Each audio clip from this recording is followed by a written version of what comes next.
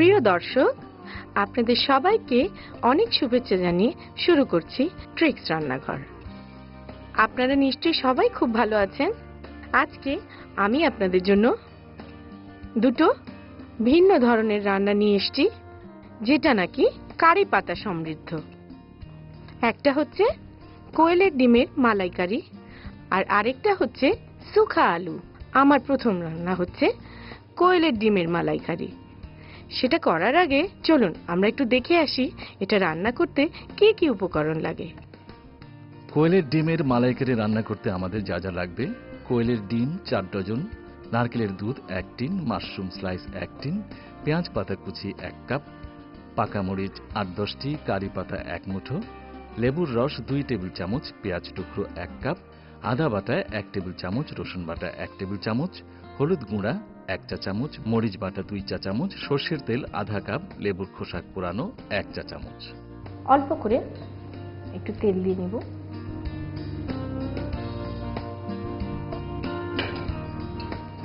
তেলটা গরম হতে হতে সামান্য একটু নুন দিয়ে কোয়েলের ডিমটাকে সাঁতলে নিব তেলের মধ্যে।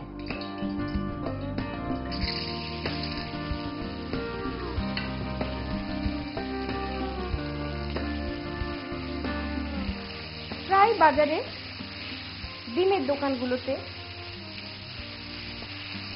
ছোট একটা ট্রেতে সাজানো থাকে, অথবা আপনি দেখবেন সুপার মার্কেটগুলোতে বক্সের মধ্যে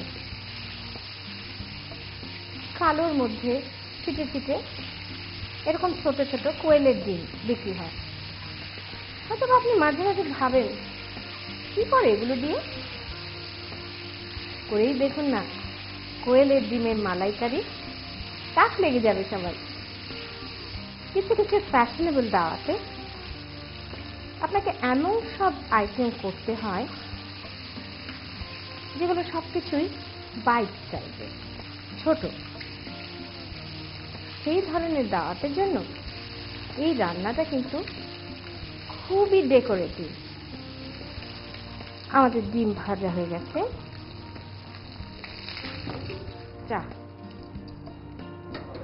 এইবারে ভালো করে তেল দিয়ে নেব। এর মধ্যে আমি প্রথমে দেব কিউব করে কাটা পেঁয়াজ।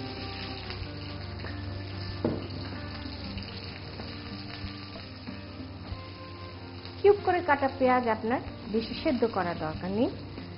এটা একটু শক্ত থাকতে থাকতেই দেব আদা বাটা,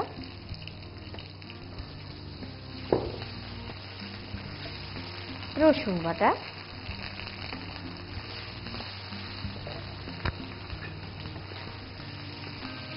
হলুদ গুঁড়ো খুব বেশি না,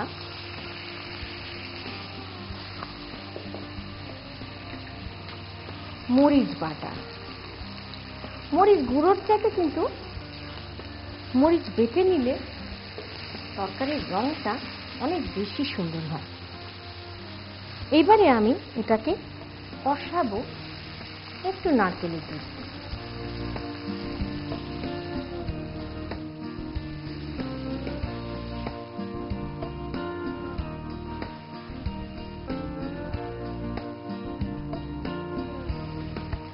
মরিচ বাটার জন্য যদি আপনার কাছে ঝকমারি লাগে, অর্থাৎ হাত জ্বলবে, কি এত ঝামেলা করবে, মরিচগুলোকে স্প্লিট করে মাঝখান থেকে বিচিটা বের করে একটু পানিতে ভিজিয়ে রেখে ব্লেন্ডারে ব্লেন্ড করে নিন।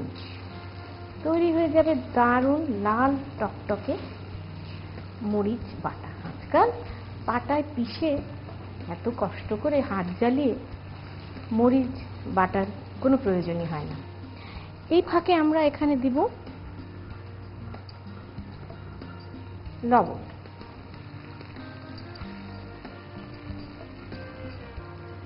আর চিনি।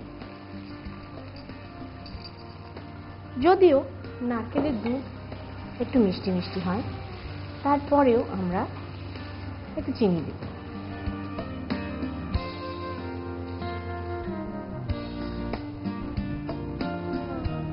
আমরা মশলাটাকে একটু কষিয়ে নেব।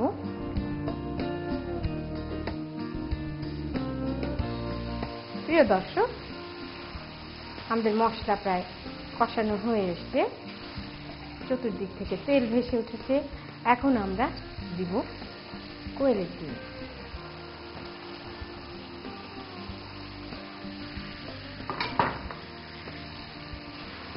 আপনার এই আইটেমটাকে আরেকটু ভরভরাট করার জন্য দেব স্লাইসড মাশরুম।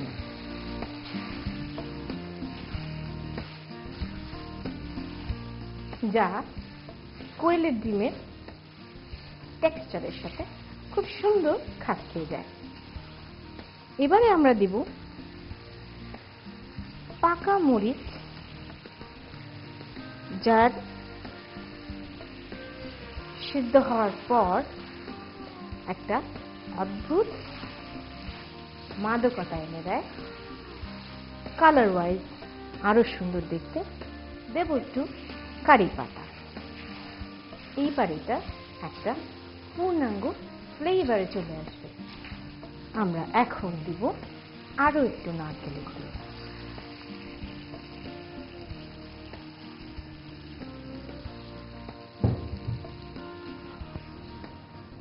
এবারে আমি পেঁয়াজ পাতাটা দিয়ে দিচ্ছি।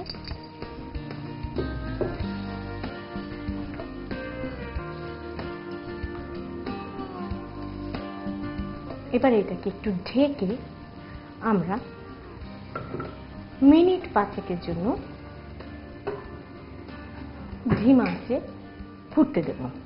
প্রিয় দর্শক, তাহলে আমরা 5 মিনিট পর আবার ফিরে আসছি।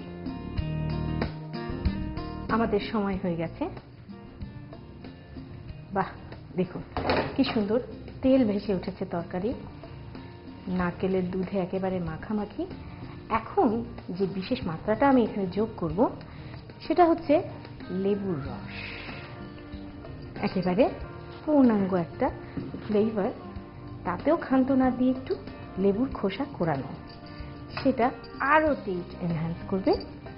আমার চুলা বন্ধ, কারণ লেবুর খোসা কোরানো দিলে সেটাকে আর জাল দেওয়া উচিত না, তাহলে তেতো হয়ে যাওয়ার একটা সম্ভাবনা। আমাদের তরকারি হয়ে গেছে, পরিবেশন।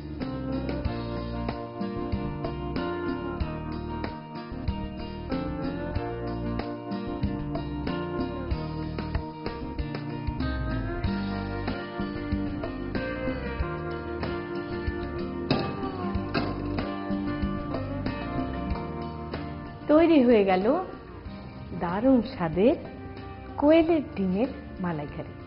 আপনাদের সুবিধার জন্য চলুন আরেকবার দেখে আসি এটার প্রণালীটা। প্রথমে একটি কড়াইয়ে খানিকটা সরিষার তেল গরম করে এর মধ্যে কোয়েলের ডিমগুলো হালকাভাবে ভেজে নিন। ভাজা হলে ডিমগুলো নামিয়ে রাখুন এবং কড়াইয়ে আরও খানিকটা সর্ষের তেল ঢেলে এর মধ্যে একে একে পেঁয়াজ, আদা বাটা, রসুন বাটা, হলুদ গুঁড়া, মরিচ বাটা, নারকেলের দুধ, লবণ ও চিনি দিয়ে ভালো করে কষিয়ে নিন। কষানো হলে এর মধ্যে ভেজে রাখা কোয়েলের ডিম ও মাশরুম ছেড়ে দিন এবং নাড়তে থাকুন।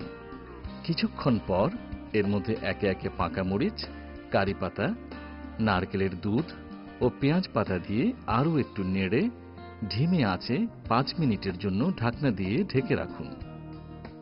5 মিনিট পর ঢাকনা তুলে লেবুর রস ও কোরানো লেবুর খোসা মিশিয়ে সামান্য নেড়ে পাত্রে ঢেলে পরিবেশন করুন সুস্বাদু কোয়েলের ডিমের মালাইকারি।